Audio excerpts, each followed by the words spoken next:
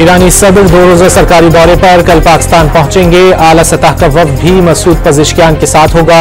वज़ीर आज़म शहबाज शरीफ और आसिफ अली जरदारी से मुलाकातें करेंगे। इलेक्शन कमीशन ने पंजाब में एजाज चौधरी की खाली नशिस्त पर सेनेट इंतखाब मुलतवी कर दिया। शेड्यूल के मुताबिक आज कागजात नामजदगी जमा करवाने का दिन था, लेकिन किसी उम्मीदवार ने कागजात नामजदगी जमा नहीं कराए।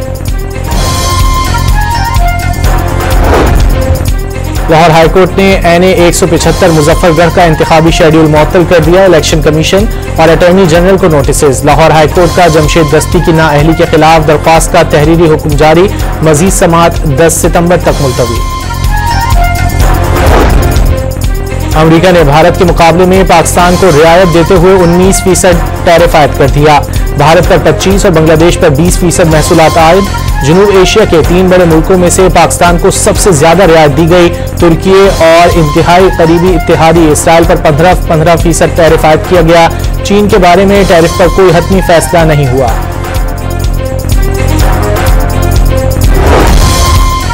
अमरीकी वजीर खजाना ने भी भारत को आईना दिखा दिया। स्कॉट बेसेंट ने वाज़ेह किया, भारत आलमी सतह पर जिम्मेदार किरदार अदा करने वाला मुल्क नहीं, वो रूसी तेल को रिफाइन करके दीगर ममालिक को फरोख्त करता है। दिल्ली के इस रवैये से अमरीकी सदर और पूरी इंतजामिया नाराज हैं। तिजारती मुआहदे का इन्हिसार भारतीय रवैये पर है। अमरीकी सदर की धमकी के बाद भारत की सरकारी ऑयल रिफाइनरीज ने रूसी तेल की खरीदारी रोक दी।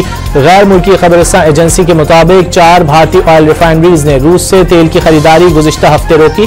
भारत रूस के समुद्री खाम तेल का सबसे बड़ा खरीदार है।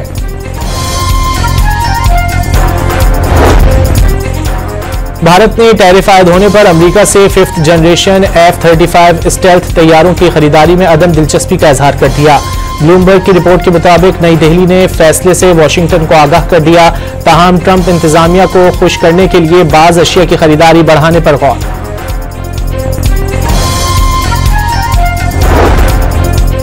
वज़ीर आला सिंध का कराची में माजी की निस्बत हालात बहुत बेहतर होने का दावा। कराची दुनिया का 6ठा खतरनाक तरीन शहर था।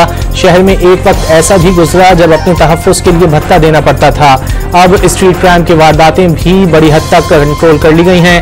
मुराद अली शाह का कराची में तकरीब से खिताब।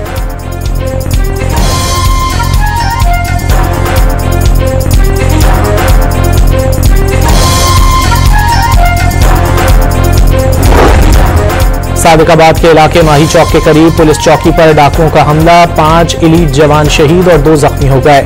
जवाबी फायरिंग में एक डाकू भी मारा गया। वजीर दाखिला मोहसिन नकवी की मजम्मत। शहीद 5 अहलकारों को खिराज अकीदत। लवाहिकीन से दिली हमदर्दी और इजहार ताज़ियत। लाहौर के इलाके चूंग में 4 मुलजिमान की शोहर के सामने खातून से इज्तिमाई ज़्यादती। CCD की बरवक्त कार्रवाई में 2 मुलजिम मारे गए। मुलजिमान की फायरिंग से एक अहलकार जख्मी।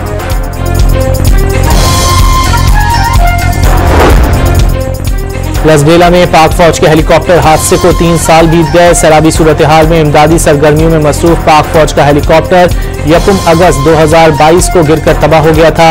अलमनाक हादसे में corps commander lieutenant general Sarfaraz Ali, brigadier Amjad Hanif, brigadier Mohammad Khalid, pilot major Saeed Ahmad, major Mohammad Talha और नायक मुदस्सिर फैयाज शहीद हो गए थे।